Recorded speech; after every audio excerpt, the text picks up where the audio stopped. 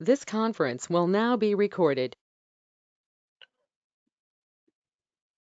Very good morning and good evening, team. Welcome back to another week of sessions. And quickly, if we recap the last sessions that we have discussed about, we have understood how to create an EC2 instance in the AWS cloud in the single word. And of course, the you know, the supporting concepts around this easy to creation process in the AWS cloud in terms of understanding the free tier limitations, understanding the service quota, understanding the regions availability zone, right? Understanding the way how we can create EC2 instances and the various options that we need to choose while creating the EC2 instances. We have seen the billing dashboards as well, right? So we have seen some certain terminologies, right, related to the AWS and the cloud. So I think this is the we are in a good state to right to go ahead and create an EC2 instance, and even we know how to logging into the EC2 instance by using the default username that is described by the AWS based on the Linux OS distribution that we are using. This is great. So I just wanted to take you guys back to the first slide which we talk about, which is the infrastructure, operating system, and the application guys. Right, and most of the guys are having the difficulty in understanding the AWS and Linux. Right, how come these two are little two different things?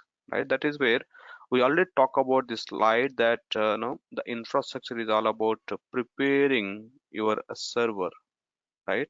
So it could be a on-prem server, it could be a cloud server, right? The required hardware resources to make your server ready is called as a infrastructure. And now, yes, we are using the cloud infrastructure. That is where all this the hardware resources that are required, or the infrastructure that is required for me to run my server is come from the AWS cloud environment, correct?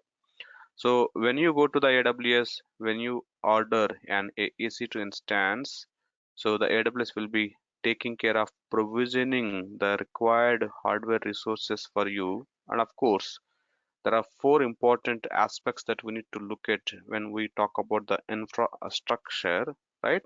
The processor capacity, memory capacity, the storage capacity to store the data, and the networking, where the server will be accessible over the network, right?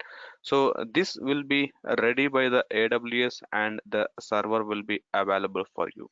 And once the server is there with you, and you must be using the Linux or any other favorite operating system to interact with the server and start using this or customizing your operating system for your business needs, correct? So with this knowledge, correct, if I go back to the AWS, we know what is EC2 service and how to create a EC2 server or EC2 instance, correct? So I just have selected the EC2, right? And now I can go to launch instance to specify the configuration how I am looking for a server, because to run a business I need an application, to run the application I need a OS, to use the operating system I need a server, correct? So that is how the dependencies are there. So first thing that I need to do in AWS, create a server, then we'll see how to use that server for our business use cases, correct? So we already went through these 7 steps at a high level, and of course, there are few options that we did not talk at, right? So those will be discussed at later time. But for now, whatever is required for me to, right, create a EC2 server, let me proceed with this. Select the AMI. As of now, let me go with the Amazon Linux 2 AMI, which is part of the free tier eligibility. And regarding the instance type, let me choose t2.micro, which is again a part of the free tier eligibility, which is giving you one processor and 1 GB capacity computing resources for you, right? And let it be all other defaults. And regarding the storage, I'm getting 8 GB of volume, right, for this instance by default to store the operating system related information. Good. The tags are optional anyway. Security group will be a default for now. Review and launch EC2 instance. Either I can create a new key pair or I can use the existing key pair. Correct. We already familiar how to create the key pair explicitly, right? And with the required format, then we can associate the key pair to the EC2 instances. One key pair can be attached to multiple EC2 instances within the same region, right? Anyway, as of now, my goal is I just wanted to create a EC2 server. Yes, the EC2 server has got a instance ID, and that is where I can see the instance status now. Correct. So the AWS takes some seconds, or right, mostly it will be seconds, right? Hardly it will take some 30 seconds of time to prepare your server. The server will be turned into a running state, right? So the moment when the server is turned into running state, the billing will be get started. By default, the billing will be on hourly basis, correct? And we know about the pricing calculator as well to see the estimated billings of the AWS resources. Now we already familiar how to logging into the server. Now the problem is how do we use this EC2 instance for our business? Of course, our ultimate goal is what? Our ultimate goal is I wanted to use this infrastructure resources that are provisioned in the AWS, especially the instances to run my business application, correct? So let me logging into the server. I am using Putty here, but you can use any of the favorite. Yeah, please be on mute, guys. Mhm. Right. So I'm using Putty here, but you can use any of the favorite tools that you are. It could be a mobile Xterm or Mputty or a command line if you are on Linux or Mac, right? Either the way, this is just a login process will be differ, right? So I'm just attaching the key pair here. So I'm using a .ppk because I'm using Putty here to connect it to the server. If you guys are using Putty, there is an option called connection. There you can give some right non-zero value. So this is just to be, keep your session active though you are not using it, or else the session will be timed out and we need to keep refreshing or re-logging into the session. Under the window, I can even change the font symbol, sorry, the font size as well for better visibility. Click on open. Now, what is the username, guys, that I need to use to logging into this server? If anyone have remembered, can use the chat window to answer me, right? So EC2 hyphen is the default username as I'm using Amazon Linux to AMI, correct? Good. Now, by default, when you logging into the Linux machine, right? So you are landing into EC2 hyphen user, which is the ordinary user, guys. And today goal is to understand the Linux basics. Why? We know some basics in AWS to create an infrastructure and the server is ready. Once you are able to log into the server based on the shared responsibility model that we have discussed, right? The infrastructure provisioning is something AWS responsibility, and once you are able to logging into the server, it's your responsibility to customize this operating system right, as per your business needs. So how you want to use this OS, how you want to configure this, what commands that you need to run.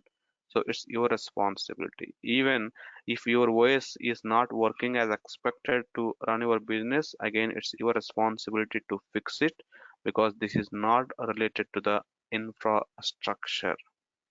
I mean to say, the infrastructure is all about giving you the server. Once you got the server, how right how you wanted to use it, it's about your business use case. So our today focus is to understand the Linux basics and the Linux commands. I'm sure most of you already familiar about the Linux, but still, right? Considering that there are few guys who does not have an Linux background, I'm going through the Linux basics case. If you are really familiar and expertised into the Linux, please be patient until we cover this Linux basics and jumping on to the advanced sessions. Well, so when you logging into the Linux, right, this is the command line interface, guys, and you need to run certain Linux commands here to customize the Linux based on your need. And as I said, the Linux is the operating system which is just giving you an interface to interact with the server to fulfill your business needs. And what you guys will be doing with the operating system, guys? This is no way different to the Windows, right? The Windows is also an operating system, and most of you are already familiar with the Windows operating system because that is more convenient to use because of the graphical user interface, right? Though you do not know anything related to the Windows, you can simply do the mouse scroll and browse through the entire system, can easily understand how to use this system. Of course, the usability, the way how the interface is there difference from the Windows to the Linux, but the rest of activities are still same. So let me call out some activities in the Windows machines. What is that we are doing in the Windows machines, guys? So initially, to make you clear understanding about the Linux, I'm just trying to bring the Windows here just for compatibility. In Windows, we will be creating a file, yes or no? So mostly we will be doing the right click, and the right click will give you right, the right click will give you the option to create a files. So there are different type of files that I can create, right? It could be a notepad file, Word file, and other things. So in Windows, we can create a file, we can delete a file, we can create a folder, delete a folder, and there are multiple folders are there in the Windows machines here, right? So we should know how to navigate from one folder to the other folder, correct? So sometimes you get the hearing that hey, there is a file available on so and so folder, and you need to know how to navigate to that. Usually you go to the computer, then you will be clicking on the respective partition, then we'll be going into the specific folder where you wanted to look for the files. So this is the path, correct? This is the location where your desired file or folder is available, and you need to know, right, you must know how to navigate to that location. If you are switching to the different location, again you are going to the different path. That is how you will be navigating the folder structure, right, and will be using the files. Ultimately the goal is what, guys? The goal is either it could be a Windows or any other operating system. The goal is I wanted to store some data into the storage, and I want to retrieve the data whenever it is needed. I think this is the stuff that we are doing, right? We are keeping the files in the system and we are using the files whenever we need it.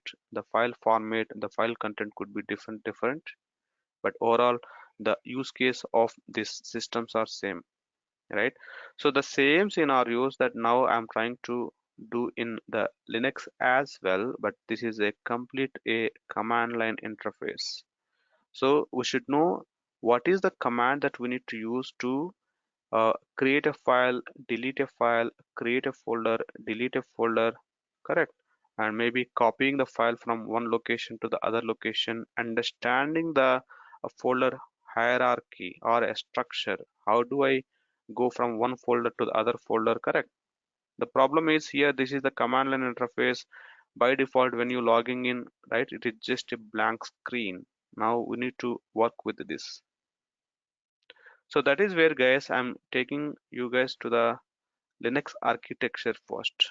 So let me right understand what is the Linux architecture, how it works. Then it's easy for us to run some commands in the Linux systems and can use through, right?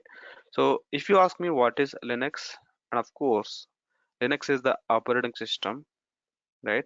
So the Linux is the operating system which is acting as a interface to talk to the server.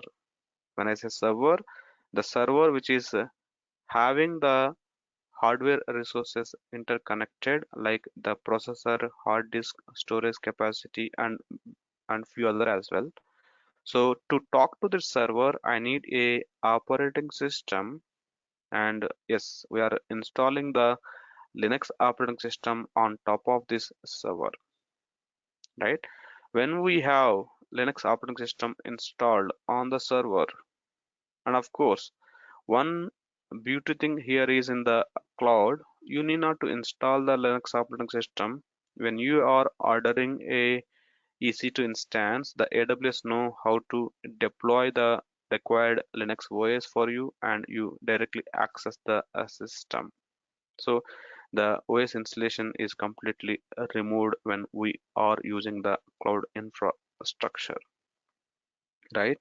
So once the Linux OS is deployed on the server, now this is the time to connect. So there are few terminologies which are important here, guys, to understand. One is called as a kernel. What is kernel in Linux? So the book, right? The book definition is kernel is the core component in the Linux machine. Kernel is the heart of the Linux machine, right? So this kind of the book definitions that you see. So from my perspective, kernel is the software that is doing majority of the activities that you are carrying it out in the Linux systems. So when I say Linux operating system, what is Linux, guys? It is just a the the mixer of multiple or bit and pieces of multiple software components are put together as a single operating system, right? So the kernel is one of the operating system related software which is taking care of the major activities. When I say major activities, kernel is the name of the software in the Linux operating system. This kernel software is responsible to talk with the hardware. That means, let's say I'm telling to my system that, hey, please create a file. Where the file has to be created? The file has to be created and stored into the hard disk, right? And can I talk to hard disk directly to store the data? No, I cannot. The hard disk is a hardware device which cannot understand my language directly. The hardware is, right, understanding some the computer language, probably binary languages, where we can, right, talk to the hardware. So we cannot talk to the hardware directly. So that is where the kernel is there. The kernel is the software program which is capable to talk to the hardware to, right, make it operational, right? So that is where the kernel is very important, guys, in the Linux operating system, which is actually talking to the hardware directly, right? So now, if I want to talk to the hardware, and of course, right, if I want to use my system to run my business, I need to talk to processor. Hey, processor, please run my instruction. I need to talk to memory. Hey, memory, can you keep my instructions into the queue? I need to talk to the hard disk. Hey, hard disk, keep my data or store my data. Because I cannot talk to these hardware devices directly, and I'm using the Linux OS, which is really a kernel program which is actually talking to the hardware in the backend. But now I need to talk to the kernel, right? can I talk to a kernel directly? No. The kernel is also very low level programming which cannot talk to you directly. That is where you should be having a one more top layer of software which is called as a shell. Shell is the another software. Shell is the another software which is capable to talk to the kernel, right? So now I need to take a shell which is the another programming in the Linux operating system which is capable to talk with the user and understand what is that the user is right requesting for, and that is being interpreted with the kernel. That means what, guys? So you are a user who wanted to talk to the system to right make some configuration changes or customize it as per the need. So you need to inform to the shell, hey shell, I want to create a file. It's a shell responsibility to take your instruction and interpret that instruction to the kernel, right? Then the kernel will go and talk to the hardware and finally your work is done. That means what? So if we are using the Linux operating system, right? So really you need to inform all of your command instructions to the shell. The shell is acting as a interpreter here to interpret the user provided command with the Linux compatibility or Linux understanding languages. Finally, the kernel will go and talk to the hardware and your work is done, guys. That's how it is working. Now, the question for you, yes, obviously there are multiple users here who are actually trying to connect to the Linux system to make their commands executed. How many number of shells will be there in the single Linux system, guys? Right? In my server, how many shells will be there? Because now by this time we are familiar with what is shell, right? The shell is just another software within the Linux, right? So the users can talk to the shell will talk to the kernel will talk to the hardware. That is what the hierarchy that we talk about, correct? So how many shells will be there? There are multiple shells will be there, right, in the Linux system. It's not a one. There are multiple shells will be there in the Linux system. Each and every shell is capable to translate certain different group of commands, guys. One shell is not enough to translate all of the commands to the kernel. So there are multiple users are trying to connect it to the system, and there are multiple shells as well. So each user has capability to choose which shell I want to use to right interact with the system. So that means my answer is there are multiple shells are there, and every user can choose what is the shell that he need to use to right interact with the system, and that shell will be translating or interpreting the commands to the kernel in the backend, guys. Now the question for you, how many kernels will be there in the single Linux system, guys? Right, you can use the chat window always to talk to me, right? So there will be only one kernel in one Linux machine. Okay, so there will be one kernel only which is actually talking to the backend hardware, but there will be multiple shells, right? So when we have installed the Linux operating system, by default, right, the Linux system is enabled with a shell called bash. Okay, so the shell name is called as bash. That means bash shell is the default shell in the Linux system. So if I go the Google and let me search for right list of shells in Linux, right? So I got many list here. So let me go for this particular article, right? So I got the at least 5 different shells are available here: bash shell, TCSH, K shell, jet shell, fish shell, right? There are many other as well, guys. So there are different shells are there. And I have a question here. Why I need a multiple shells here? Why can't one shell can translate the user request to the kernel? Correct. So based on what type of need that or what type of business that you are running, based on what type of application that you are running, based on what is the purpose, right, that you are going to achieve from your server, there are different shells. One shell cannot handle everything. Just think of like there are 100 number of different languages are there. Do you think one translator would be enough to translate the 100 languages? Probably no, right? So for every language that you are speaking, right, there should be a different a translator who can understand the both parties and can translate your language to the the desired or the targeted language state, correct? So like that, even here the users are trying to run different variety number of applications for different needs. So all of them cannot understand by a single shell and cannot translate.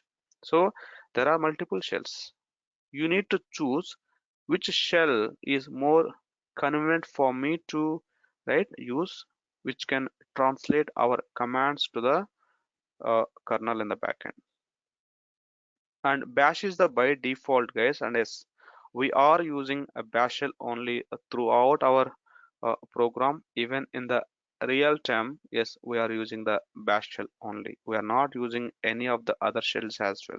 The other shells might be required by the developer when they are developing the different kind of things, but you as a either a DevOps engineer or a system engineer, right, we are using the bash shell only, right? So let's say I am running some commands here, right?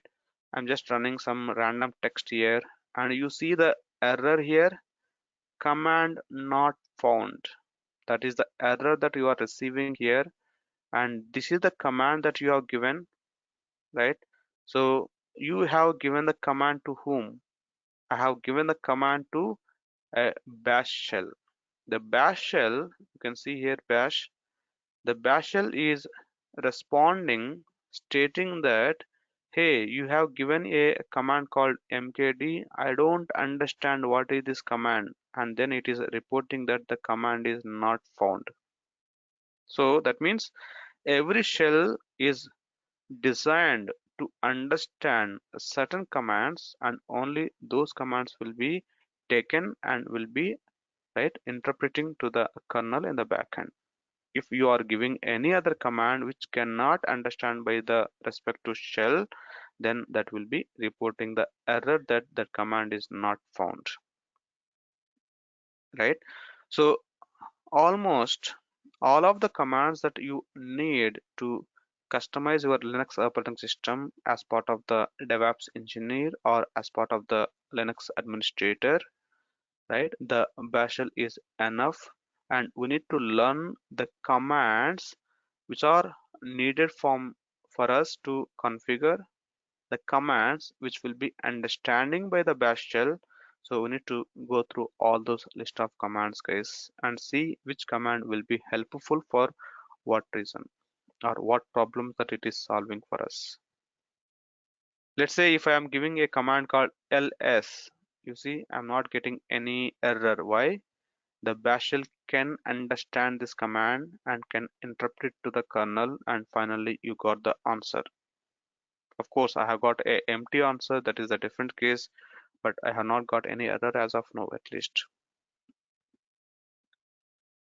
Well, so this is about the shell, guys, and this is about the Linux architecture.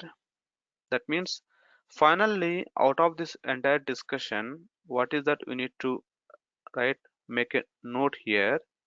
When you are logged into the Linux machine, by default, you will be granted with the bash shell, when the bash shell is granted for you, right, you will be getting this kind of a symbol where you can run a command and you can see a cursor as well here.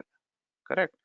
That means whatever the symbol that you see here, this is called as a bash shell prompt symbol. So this is called as a prompt symbol. That means if you are able to get this symbol and a cursor, right? So the bash shell is granted for you. The server or the shell is ready to accept your commands. Now, if you get this kind of a symbol, or so technically speaking, this is what I can say, right? I have got a bash shell, right? Now I can run the commands to give to the bash shell. The bash will take care of it.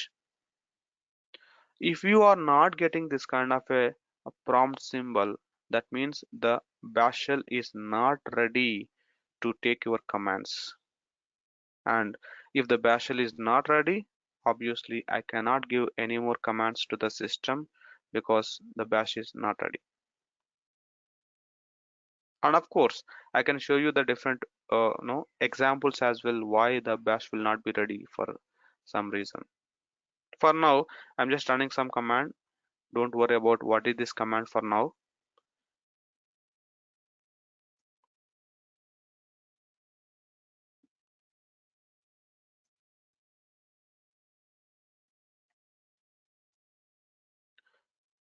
You tell me guys in the chat window now. So can I run any more commands now to give to my bash? I cannot. Why? The bash shell is not ready to take any more commands from me. Why? You see, so I'm getting some the the cursor here, but I don't have this kind of a prompt symbol now. So without having that prompt symbol, I cannot run any more commands and cannot give to the bash. So don't forget about what is this command, how this command is running. My Our goal is here as of now to understand that if you want to run the commands, right, the bash shell should be ready for you. Now, once you get this kind of a bash shell prompt symbol, yes, now I can run the commands whatever I wanted to make the things happen. That is how it is. Good. Now, the next thing is obviously to access any of the system, the username and password is mandatory to authenticate, right? And there are different privileges or the different user accounts are there, right? As of now, I logged into the server using a user called EC2-user. This is called as a ordinary user. What is mean by ordinary user, guys? Even right, I think you all are familiar with the Windows machines, right? In Windows also, we can create multiple user accounts. What is the default username in the Windows, guys? Administrator, right? So administrator is the default username in the Windows, which is the super user. Administrator is the super user in the Windows machines. What does it mean? If you log into your Windows machine, maybe your laptop, using the administrator username, you will be able to do anything in the system. There is no restriction. If you logging in with any other normal user, there may be some restrictions. We can do this, we cannot do this, something like that, right? So I don't want to go to the Windows now because that is not our scope as of today, right? But yes, if you are interested in to check that, we can go to the control panel, right? In the control panel, we can look for the option where you can manage the user accounts. That is where you can create multiple user accounts and can give some privilege as well, which user can do what. Why I need to do that, guys? Why can't I use one user account in the system? You see, if I go to the user account section, there is a possibility to manage the accounts. I can create a new account as well. what is the use of me creating multiple user accounts on the a single machine, right? So let's say one of your friend come and ask you, hey, give me your laptop for some reason. I have some 1 hour work, right? So if you give the administrator access to that guy, and he will be getting the complete control on your laptop. He not only doing his task, he can also go and delete the important files as well, correct? No, that is not expected.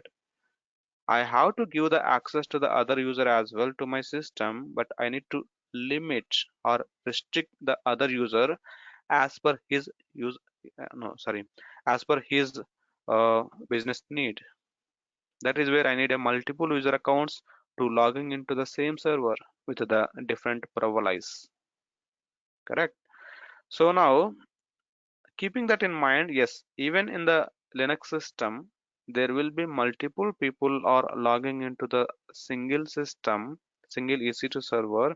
So I need to manage the privileges right accordingly.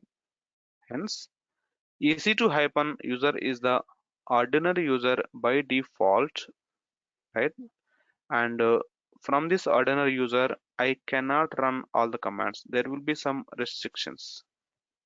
Let's say I'm just running some command and you see the error permission denied.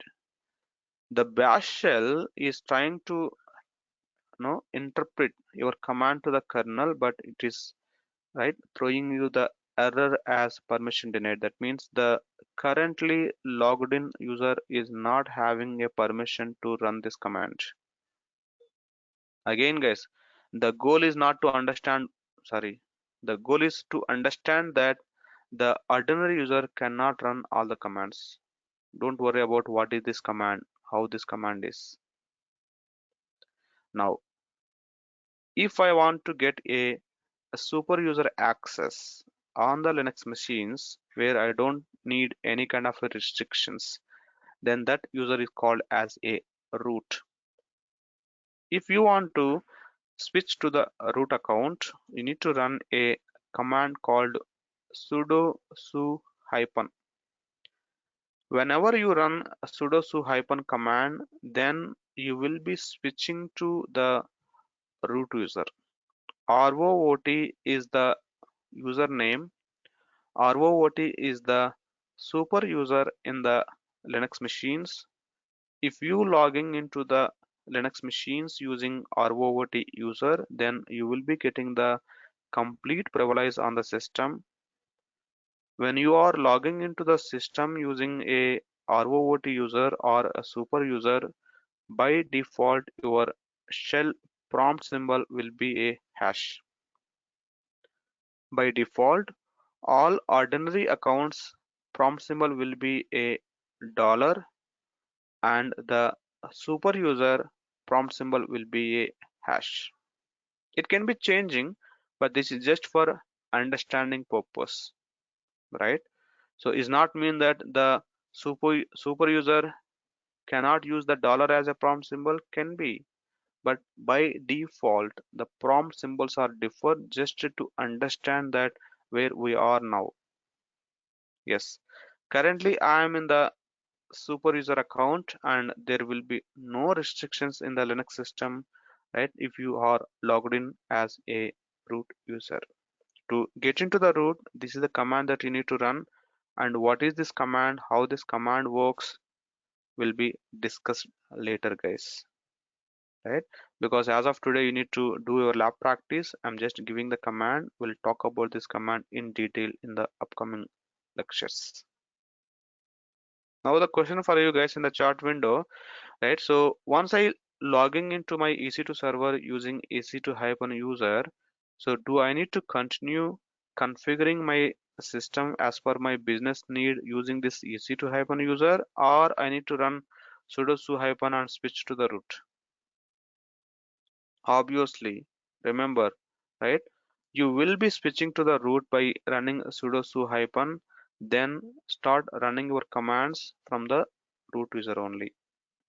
Even in real time, yes, we will be using the root user only, which is the super user in the Linux machines to right? Configure your Linux systems as per the business needs. But you cannot log in into the root directly. First, you log in as a ordinary user. From the ordinary user, you run sudo su hyphen command to switch to the root account.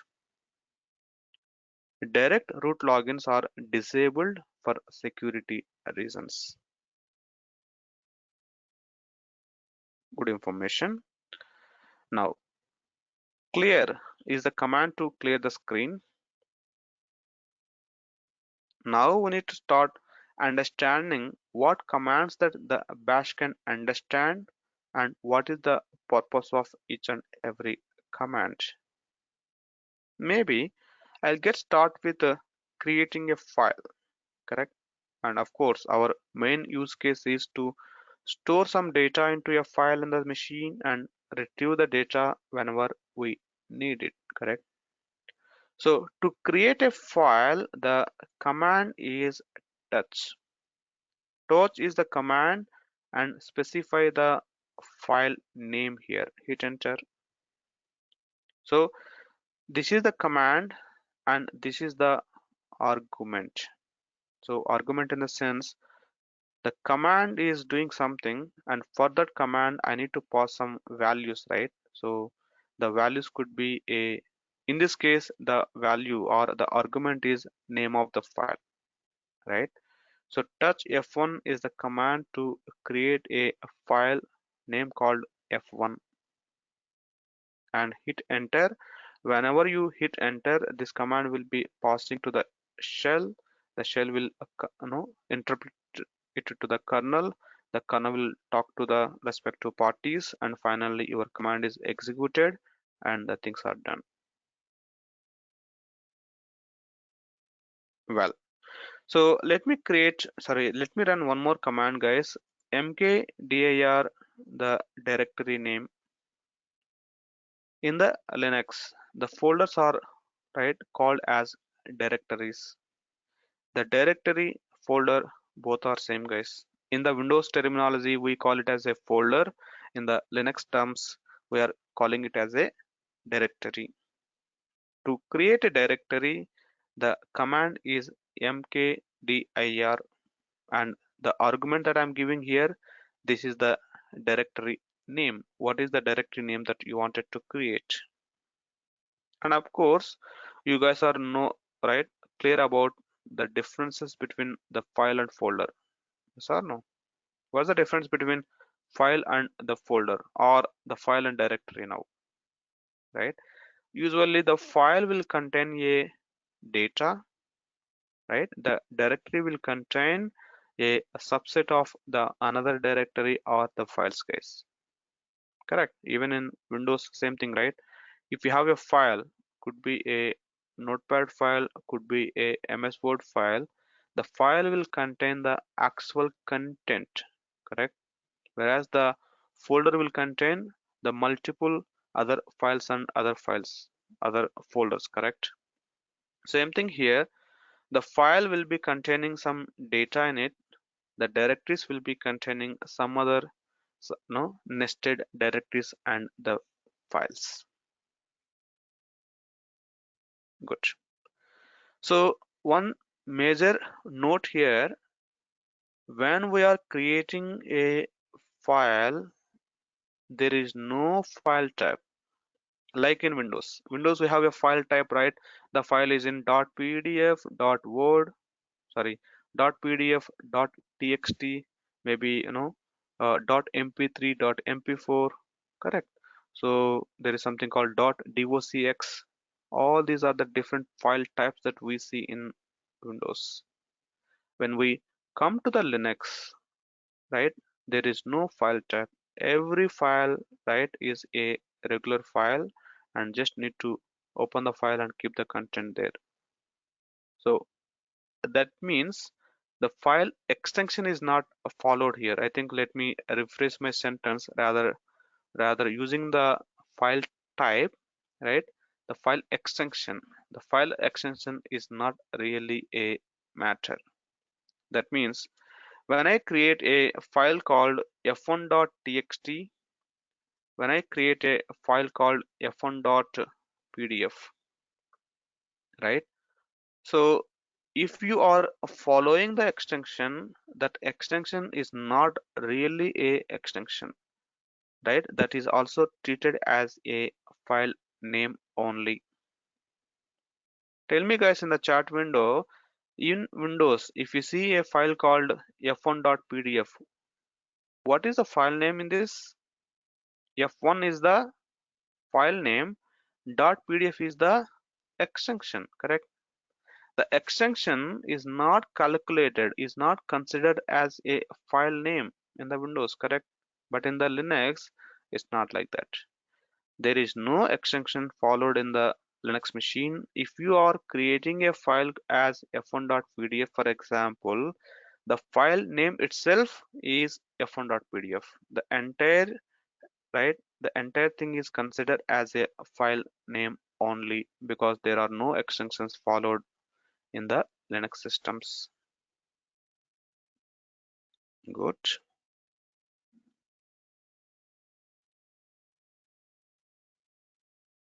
Now we are creating some files and some directories because we know the command. How do we see them? Correct. So that is where we need to run a command called ls.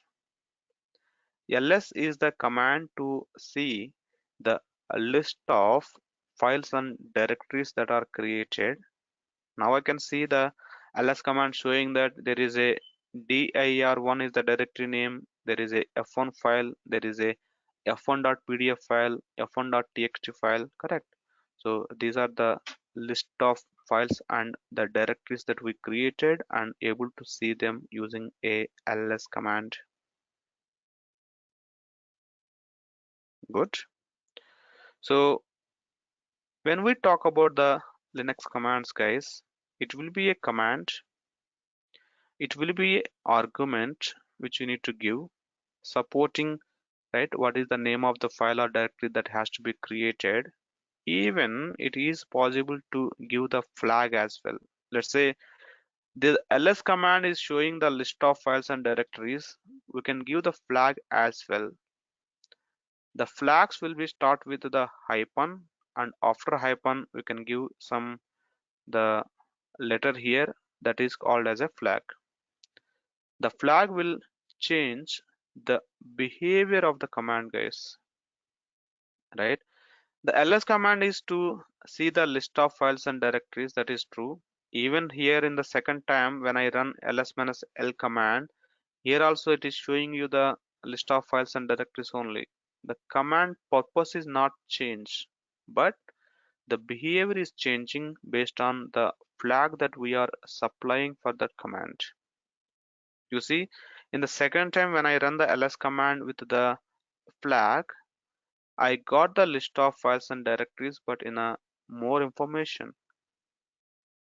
So what I'm proving here is in the Linux machine, you will be using a command, you will be using a flag, and then you are using the argument. Command is compulsory. The flag and the argument you will be passing as and when required, not every time. You see, in this command, I'm only giving the flag, there is no argument. In this command, I'm giving the argument, but there is no flag. So it's up to the requirement. Should we give flag or argument, right? Based on what kind of output that you are expecting. I'm just trying to give you the explanation about the command syntaxes. How do we, right, run the commands in the Linux? As of now, in the ls command, if we give the -l flag, this flag will give to, right, list detailed information about your entries. Going forward, we'll be discussing about all this information, how this information will be helpful for us to understand this file or directory, right, characteristics. As of now, don't worry about this entire output, what it is. So the command can have the flags to give the, right, the different behavioral output for you.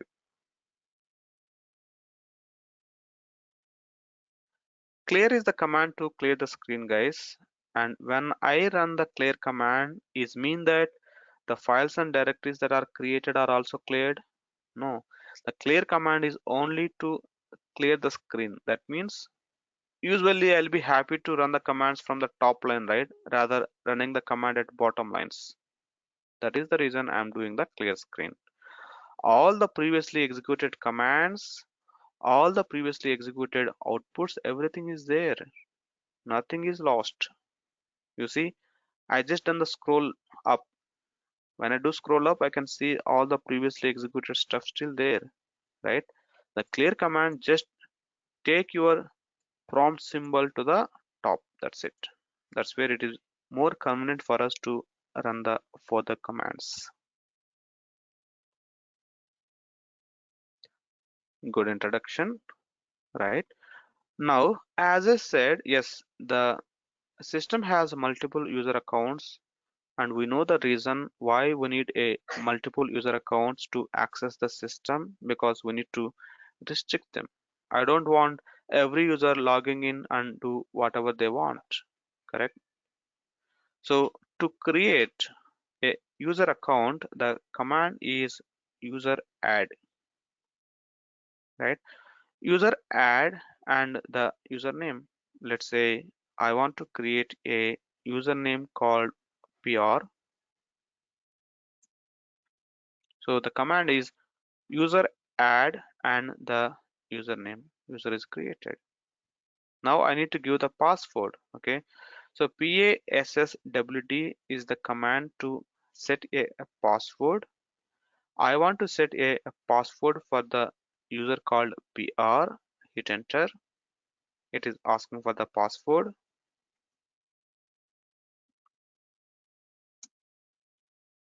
So the password is set. So this is how it is, guys. So I have created a new user and I have created a password. Now this user can access this system. Now let me try to logging into the server using this PR user. So I'm taking the same IP address. This is my EC2 server. To the same server, right? I'm trying to logging in. SSH authentication, browse dpt3 hyphen key, open. What is the username, guys?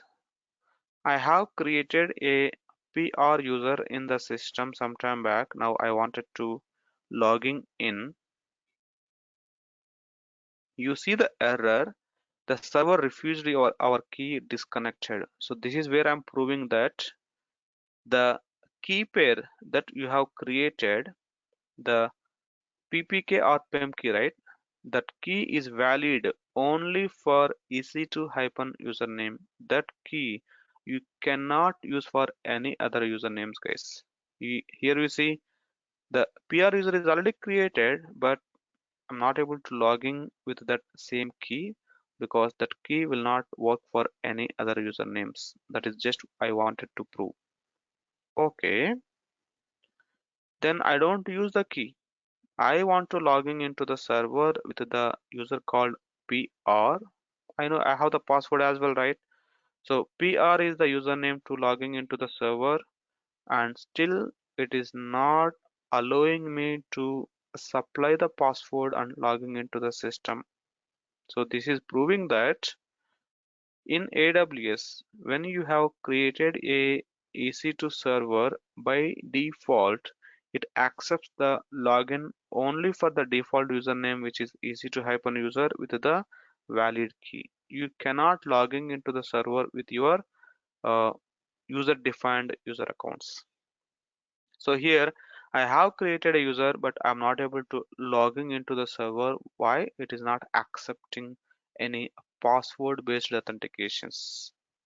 So this is where I'm giving the statement that by default the AWS EC2 instances are accepting only key based authentication. The key based authentication is works only for the default username, which is EC2-user. cannot access the systems using the custom or user-defined user accounts.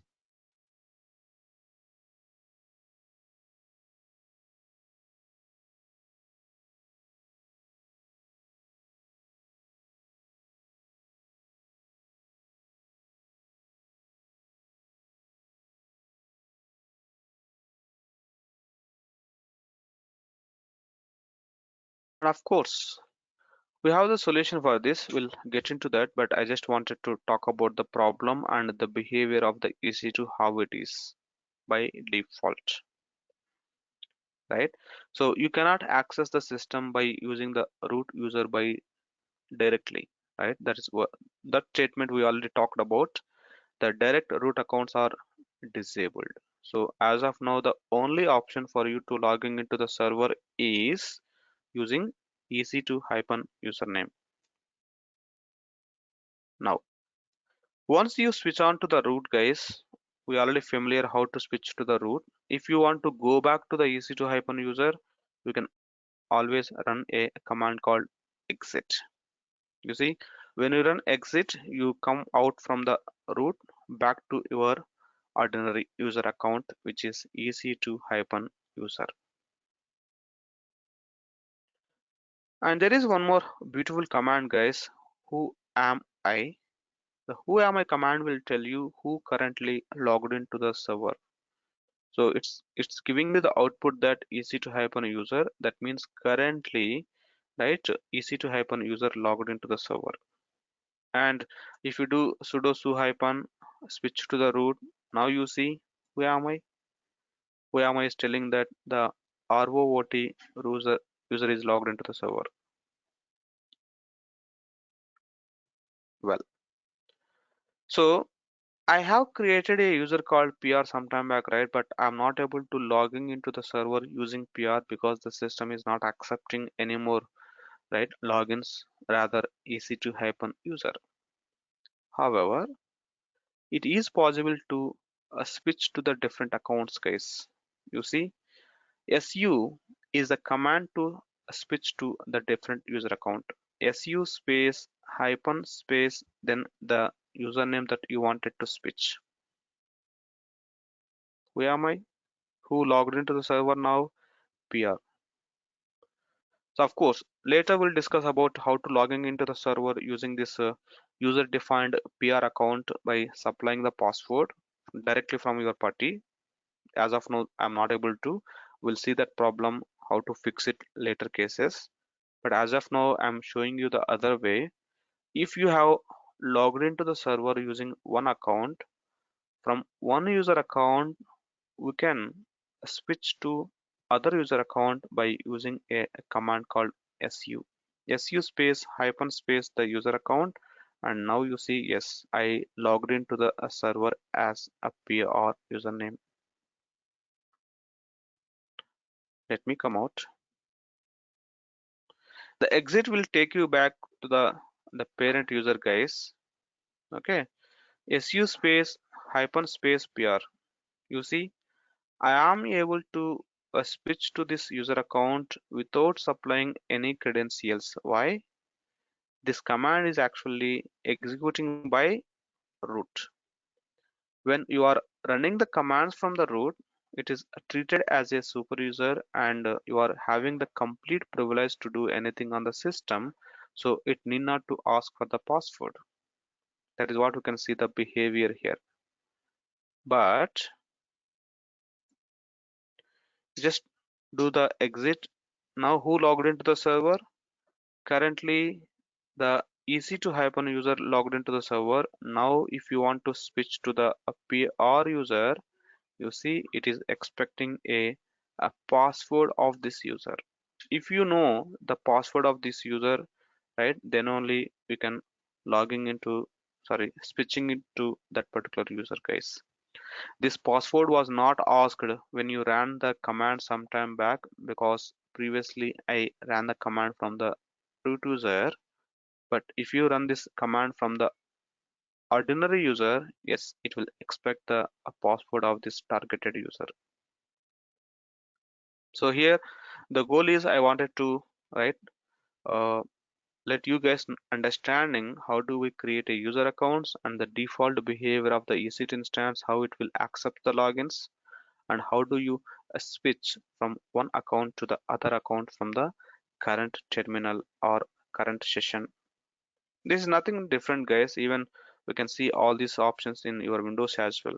You can see currently I logged into my laptop with one account, and then we can see a option here, a switch user, correct? That is where I can switch to the other user account as well. The same thing that I'm trying to do here using the command line interface, right? Using the su command. Good. Let me clear the screen.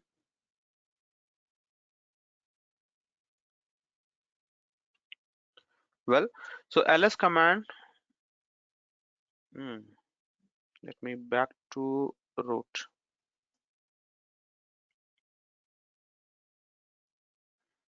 Let me log in again, guys. Obviously, as of now, first I need to logging in as EC2 user, then only I can switch to the root. There is no other way, right? So let me increase the font as well.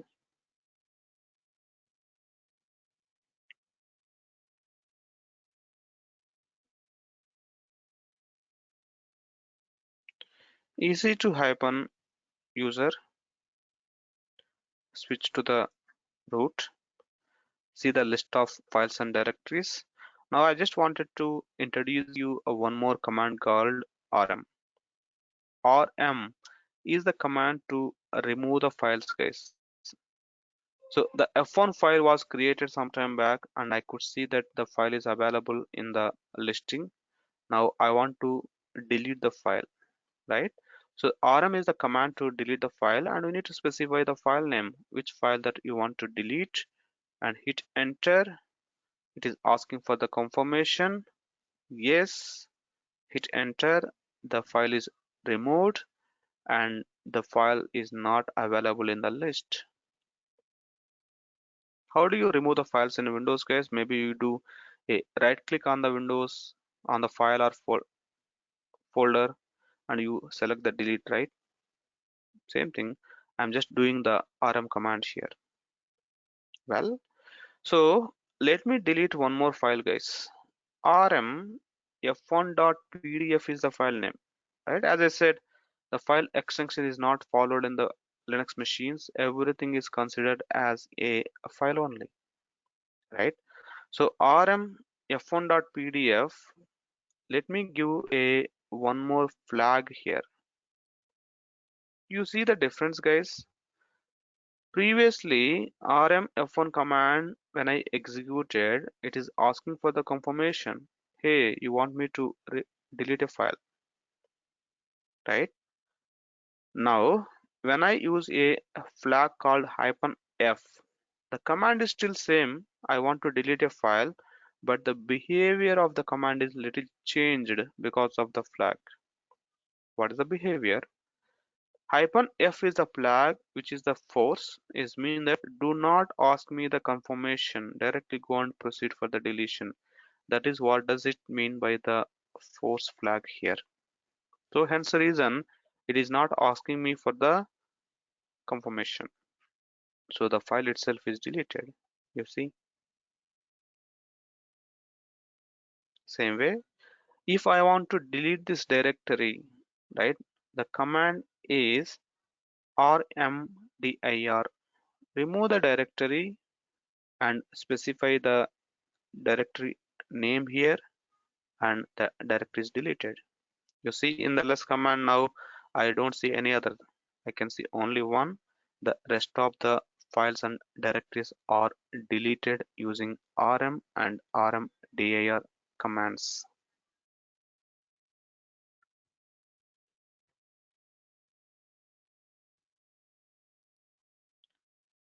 So let me clear the screen, and again, guys, the clear screen will just take your prompt symbol to the top.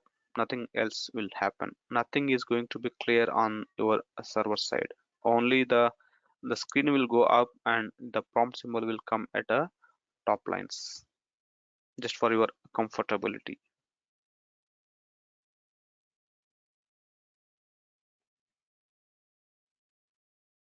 Good. Now,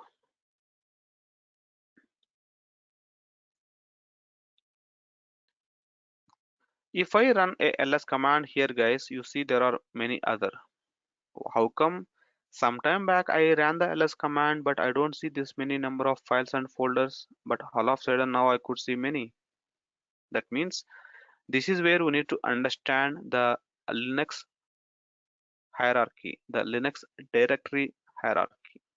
That means, so there are a number of files and folders are available in the system. How do we understand the hierarchy of the Linux directory?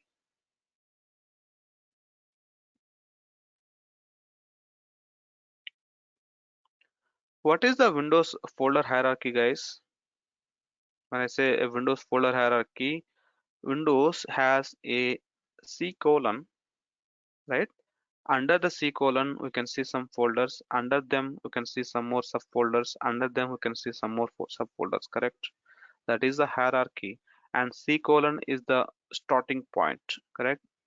If you want to access any file or folder, you must be going to the specific location. But if you look into the path here, C colon is the starting. Can you get any file or folder which is above the C colon? You cannot, right? Because that is the starting point to access your hard drive, and anything should be under C colon partition only. Same way in Linux machines, there are hundreds of thousands of folds, directories and files are there, but we need to understand the hierarchy to access them. So let me talk about this. In Linux, the directory structure is followed like this. The slash is the root directory. We call this as a root directory. Slash itself is the name of the directory, which is called as a root directory. Under the root directory, we can see some more directories, guys. Under the root directory, we can see a directory called OPT, directory called HOME, directory called TMP, USR, ETC, ROOT, MNT, right? Something like this.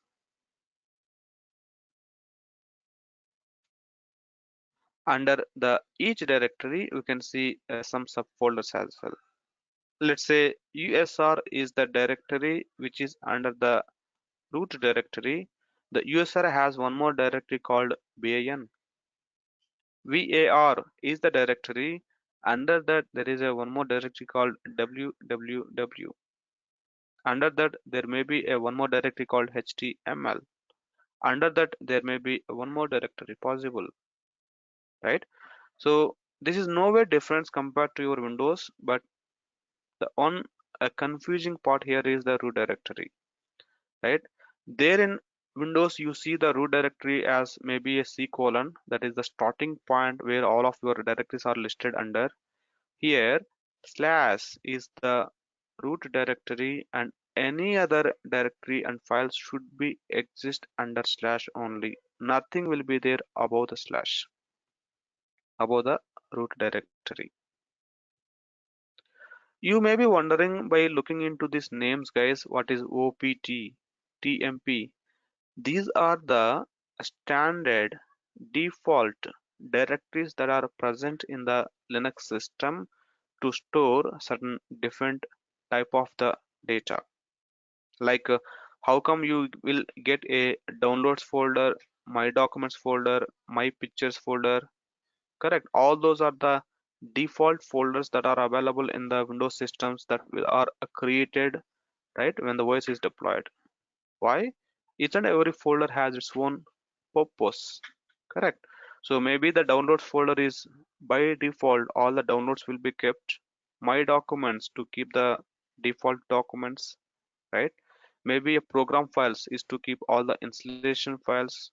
my pictures to keep the pics. So like that, every folder has its own meaning and what default data that it has to reside.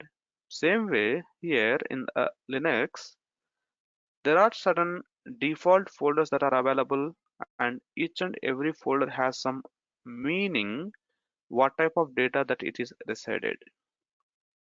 As of now, we will not worry about which type of data will be stored in which location. We'll deal that in later session, right? For now, we just understand that slash is the root directory, and all of the other directories will be listed under the slash only, and there will be some default directories which are required to store some different type of the data. Now ls, you see, I can see the home, opt, usr, var, mnt, the directories that I talked about in the previous slide. All of the directories are exist here.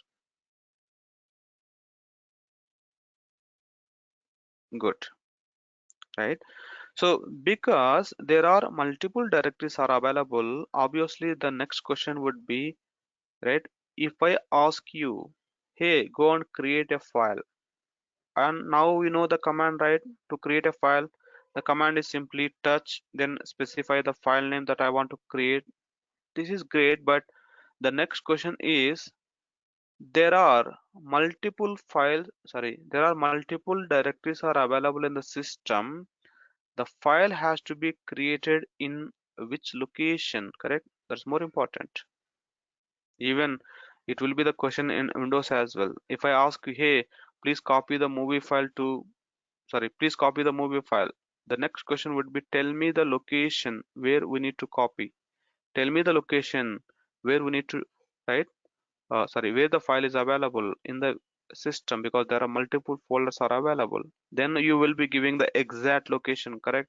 Hey, go to the C colon, go to so and so folder, go to so and so folder, then you do the operation. Same thing. There are multiple folders are available in the Linux machine, and we need to navigate from one folder to the other folder. That is where we need to learn the command called cd. cd is the command to change the directory, right? Let's say pwd command will tell you where you are currently. The problem with the Linux is it's not like a graphical user interface. If you go to the Windows, for example, if you want to know where you are currently, you can immediately looking into this address bar, right? This will tell you where you are currently. Then you know where to go. If you want to switch to the different directory, probably you go to a double click and go to the different folder. Now this is your current location, correct? So now in the same way, in the Linux machine, if you want to know what is my present working directory, pwd, it will tell you that presently you are working from the root directory. The root directory name is slash. The ls command will is giving you the list of folders that are available in the present working directory, and these are, let's say I want to go to this tmp directory for some reason. I have some work to do on this directory. I want to go in this. How to run the command, guys? cd, change the directory, tmp. I want to go to a tmp directory. Where this tmp directory is available? The tmp directory is available under root directory. Hit enter. That is how we need to run the cd commands, guys. Now you see the pwd command is showing that currently I am, right, inside the tmp directory. The tmp is under the root directory. If you run ls command now, you got the different output. Previously the ls command is showing different output. Now it is giving you the different output. Why? Previously the ls command is giving the list of folders inside the root. Now it is giving the list of folders inside the tmp directory. That is where the present working directory is very important to know.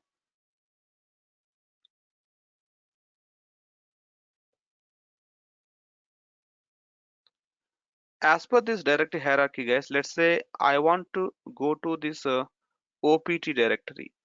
I have some files in the opt I want to access. I want to go to opt directory. How do I go? Where I am currently I am in the tmp directory. I want to go to opt directory. Where this opt directory is available, we need to specify the exact path. We know that slash is the root directory. Every directory should be exist under the slash only. So specify that under the slash directory and there is a opt. I want to go to that location. That is how we can verify that currently you are inside the opt location. The ls command is now showing you the a list of folders that are available in the opt location. I'm just trying to help you guys in understanding the directory structure and how the cd command will helpful to switch to the different folders, guys. And when you are specifying the folder where you want to go, we need to specify the complete path starting from slash. Even in the Windows machine, this is how the complete path, right? So this is the path. Under the C colon, go to this user, go to this folder, something like this. Right, same way you need to give the complete path where the directory is resided. Good to know. I think, right, if you are not understanding this concept, that is still fine, right, because at day one it will be some tricky to understand these concepts, and once we enter into more detailed information about this directory structure in tomorrow, you'll get a complete picture on this case. Okay, so that means this is the story for today.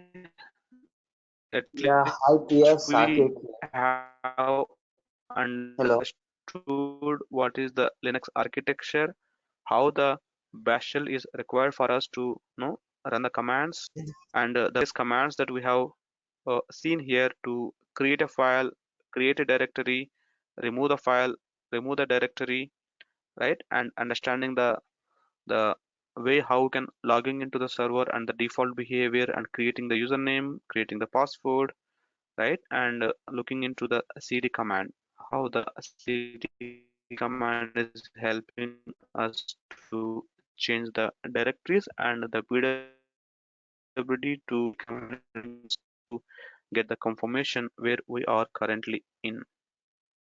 Right, there are some puzzles. We have seen how to create a user, but we don't know how to logging in using that user, because by default EC2 is not accepting to log in from that user. We'll see that puzzle in maybe tomorrow session, right? Once we understand the other dependencies that we need to be familiar with, along with the directory navigation pattern as well, Yeah, hi right? Priya, Saket So that's here. the today story, guys. If any questions, please do let me know. Yeah, hi Priya, Saket here. Yes, okay. Yeah, Priya, while you are doing this CD, right? CD slash root OPT, we are going to the directory. Why you are giving that PWD? It's a password, right? Mm-hmm. PWD is the present working directory. Let's say I clear the screen now. Tell me Okay. where I am currently. It's very Currently, important to know where I'm currently, right? Let's say, uh, yeah, give me a second. Give me a second. okay. So let's say I'm just comparing the windows. Where I am currently, I am currently in F Yes. colon. Yeah. If I know where I am currently, then it's easy for me to go to the desired location where I want to go. Correct? Currently, I am in F colon here. Same way in Linux machine. Now tell me where you are now. In I which am folder you are currently. in OPT. How do you know that? That is where the PWD will help you. PWD will tell you where you are currently, Okay. right? Without you running the PWD, you cannot know exactly where you are now. Don't look into But this. It's not the yeah, standard by process. looking into that, you can able to tell that we are in OPT, right? So at the end of this IP address, we can have this OPT, right? So that's why I just asked this, why you have to use this PWD. Now tell me where you are now. Oh, okay. I can't able to Correct. tell at this. So, Yeah. so PWD, correct.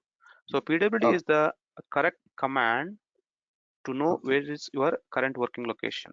So whatever you Okay. have seen some time back, that is not the standard process. That may be differ. This is Okay. just a prompt symbol. This entire thing, whatever you see here, this is the prompt symbol. The prompt symbol could be this. I can change the prompt symbol whatever I like it. So Okay. this is not the way to look at the location, right? So that is where we need to use the pwd command to see. The prompt Okay. symbol can be changing, guys. Let's say I'm changing the prompt symbol to something else. You see my prompt symbol now. My prompt symbol is I just taken a different symbol. That is my choice, right? By default, when you have created a EC2 instance and logging into the EC2 instance, your prompt symbol is more meaningful, giving you the current logged in user, IP address, then the current working folder. All the details are included in the prompt symbol. That is the default behavior, but that could be changed. So we should not rely on that. Okay.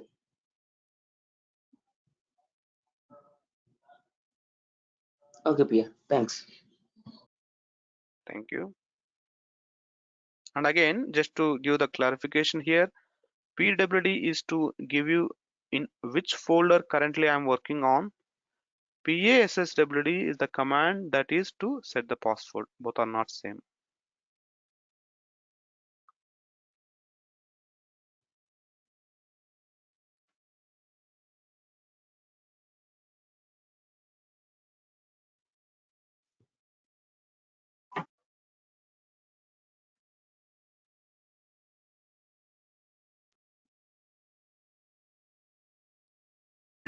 Hello.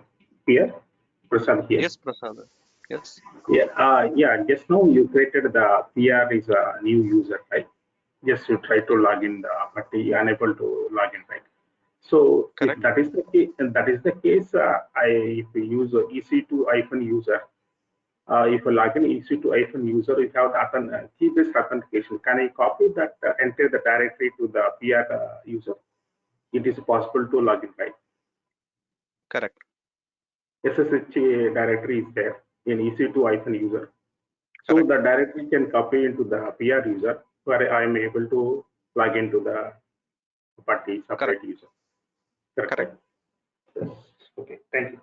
So one Correct. more So, thing, mhm, one more question I have to ask, but because this question is I had to ask the last week. So the scenario based question, this one.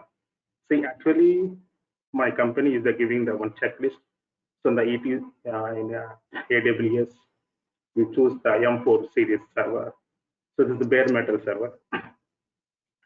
You come to the operating systems, they are not, you listed some operating systems, around 6, Amazon, Linux, Ubuntu is there, right? So many operating systems are there, right? So they are not preferred for those operating systems that are using for Oracle Linux. Is it a possible way to use that OS in AWS machine? mhm. So what's the straight question here? So can we use Amazon Linux operating system in the AWS?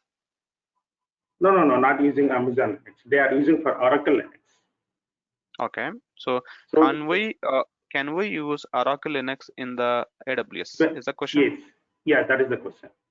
Mm-hmm. So if you go to So, the instant type, you can choose the configuration, high configuration server, M4 series or anything. That is for the checklist for the given that.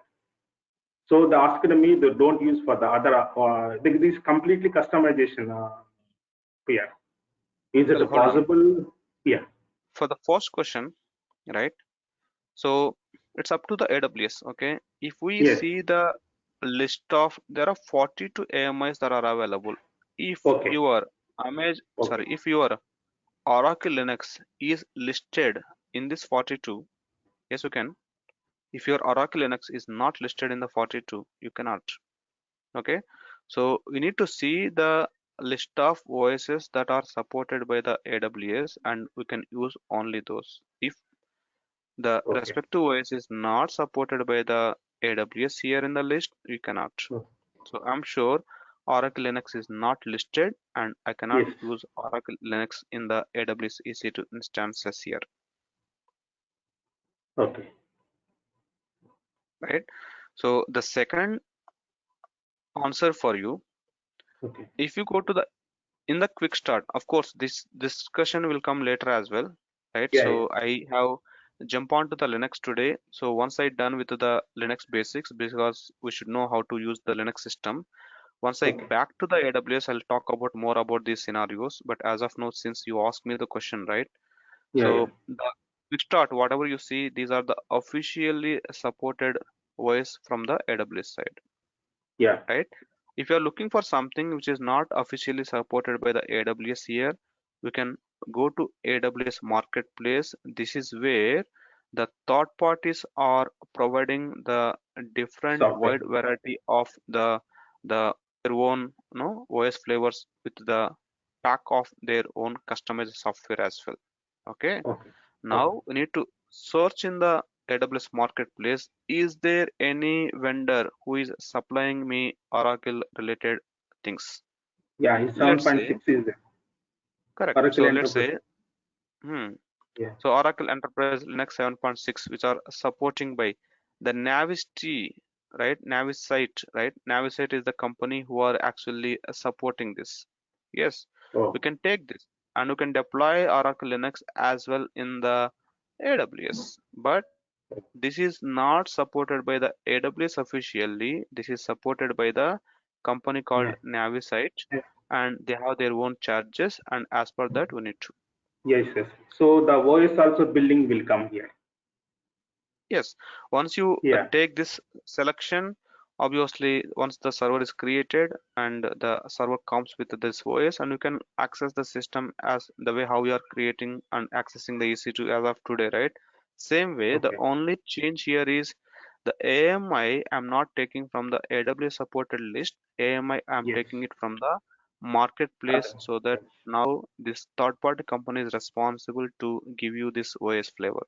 But they have tie up already with the AWS, hence the reason this comes with the system. We need not to do any more installations and all. The only Okay. change is this is not AWS provided official AMI. This is the marketplace AMI. Yes. Okay. Thank you. Thank you, Pierre. Thank you.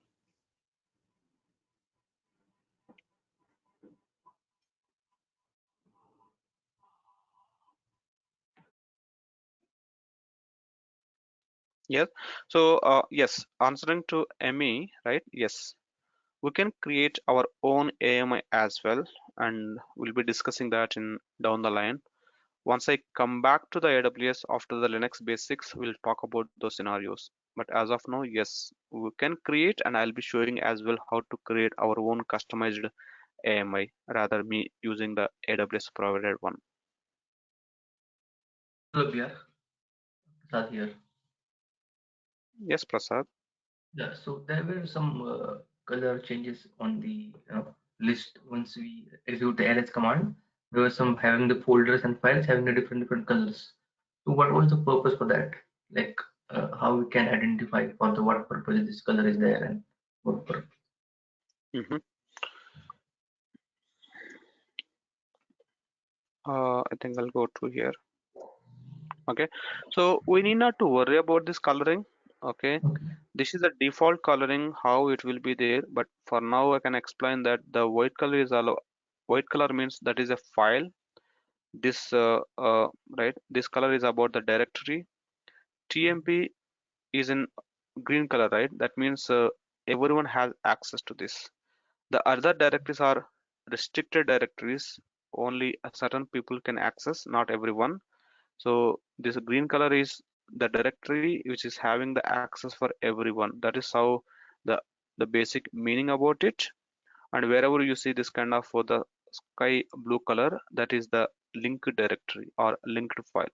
That is how the color is there, but we need not to worry about this coloring. So we will be worrying about the starting character of this entry, right? We'll talk about this in upcoming lectures as well. So then we'll be identifying what is this all about, because we need to know this name is a file or it is a directory, correct? So how do I identify that? What we depend on the first letter of this entry, right? Because the colors may be same, may not be same in everywhere. This color pattern can be changed as well. It's all customizable. Even sometimes this color pattern we won't see in your machines when you logging into the server in real time possible. So we don't rely on the color pattern. We rely on the starting letter of this entry. We'll talk about this meaning in the upcoming lectures. Okay. Hi, PR. Jata Shankar here. So, PR, my question is like you said about the kernel, right? So, can we treat kernel as a interpreter because interpreter is also because kernel is also taking a command from shell and then it is giving that command to processors, right? So here kernel is also acting as an interpreter. So can we act it as a interpreter because you said kernel as a software we can treat. Uh, that is true. Okay, that is true. But the interpreter is not, of course, the kernel is doing the interpreter job, but using that interpreter terminology is not applicable. Why? The interpreter wording is only doing the translating, nothing that it do much, right? If a guy is only translating the language of one person to the other person, then he is an interpreter. In other way, the guy who is understanding your language and doing the execution, I don't call that guy as an interpreter, right? So here the kernel is taking the instructions from the shell and it is not interpreting to someone else. It is actually talking to the hardware to make the things are happening, correct? So it is not doing a just interpreter job. It is doing more than that because it is taking care of the execution of your instructions and right make the things are happening as well, right? Talking to the different hardware devices here. Hope you got me. Yes, yeah, I got it. Thank you. Right. So answering to the Hemant, yes, I will talk about this as well, how to connect it to the on-premises servers, right? With the AWS as well. Maybe in not in practical because we don't have any on-prem servers with us, but I'll talk about how that works. That will take some time. We'll be discussing that right in later sessions, right? And answering to Richa, yes, we'll talk about them in later. As of today, right, I just have shown you how to create a user account. Yes, obviously, right, that user is not right eligible to run any more commands because that is an ordinary user. How to grant a permission to that user to run the the more commands with the root access, all those things will be covered in the upcoming lectures. Obviously, right, those are the dependencies that we have, and we'll be learning all of them in the different chunks of sessions.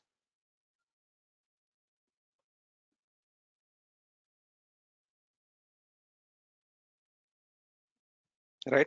So answering to Kumar Sai, maybe I'm not focusing on the bash scripting much, but we'll do focus on the Python.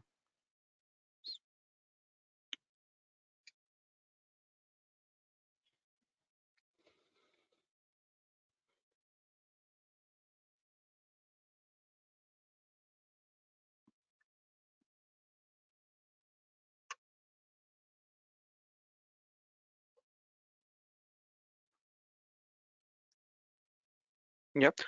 Answering to RAM, right? Azure is not in the scope. Okay. However, I'm personally interested to give you some basics on Azure as the time permits at end, right? But officially, Azure is not in the list. but I'll try to spend some time on that to give you some glimpse of the Azure basics. If everything goes well and there is a time, right, for us. Answering to Hemant again, it is not a mandatory, it is a just added advantage, right? The scripting knowledge is not a must skill, but it is all, uh, like added advantage if you know the scripting.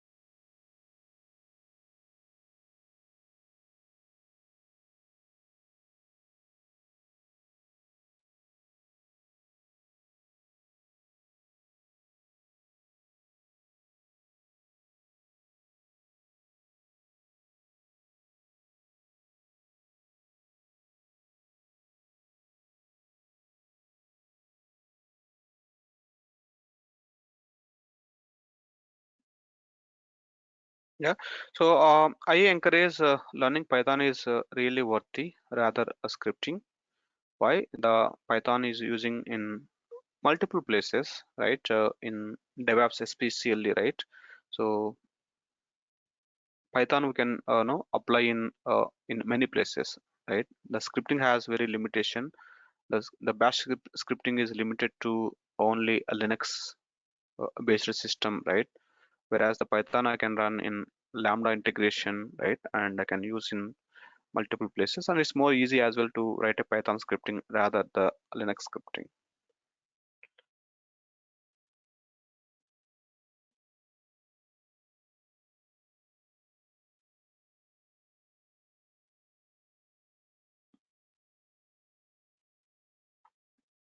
Yeah, obviously you can ignore the Bash scripting for now.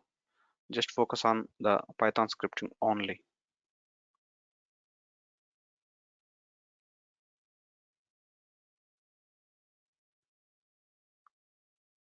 Thank you, Rajesh.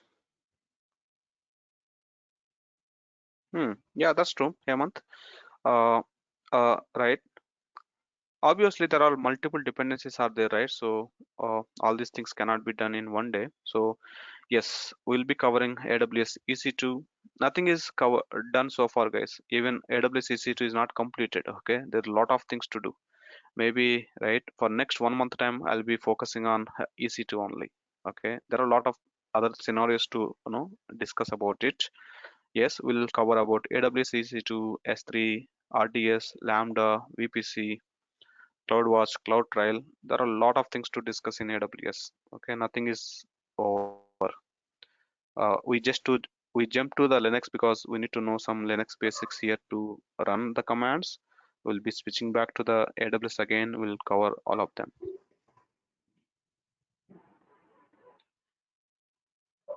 Answering to Kumar, yes, Python is in our scope.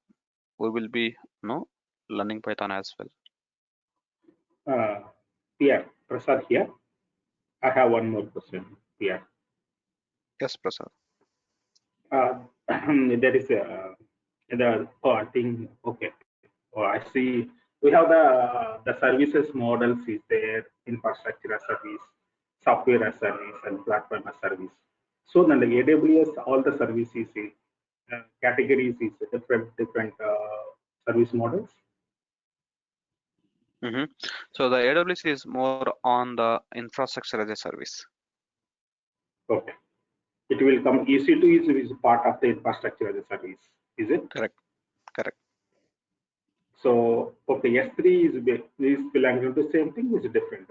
So there is so many services. I think is 100 plus services. So we need not to be very particular about the service level, which service falling into where. At overall, AWS Yeah. itself is the infrastructure as a service. Okay. That means 90% of the services that you see in AWS are related to infrastructure as a service. Okay. Okay. Thank you. Thank you.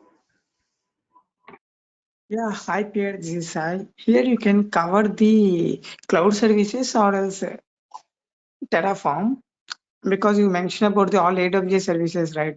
There also cloud formation will be there, right? So I asking about the infra, which one is best right now? So don't focus on the cloud formation, focus on the Terraform. Yeah, okay, thank you. Yeah, so cloud formation we are not using these days. So we are using Terraform only, and yes, Terraform is on our scope. We will be having detailed sessions on Terraform.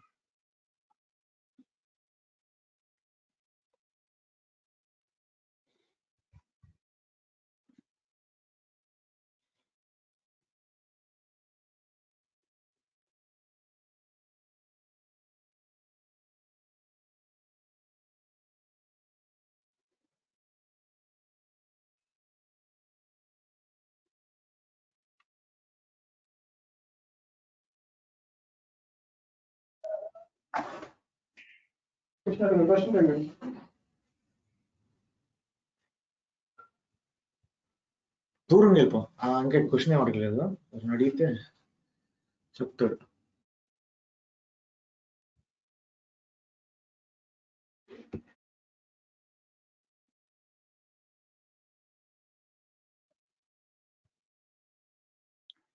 Well, guys, I think if there are no questions, I think we are good for today. We'll regroup tomorrow. And again, as I said, right, so we are learning a lot of things, and right, each day we'll be covering few scenarios.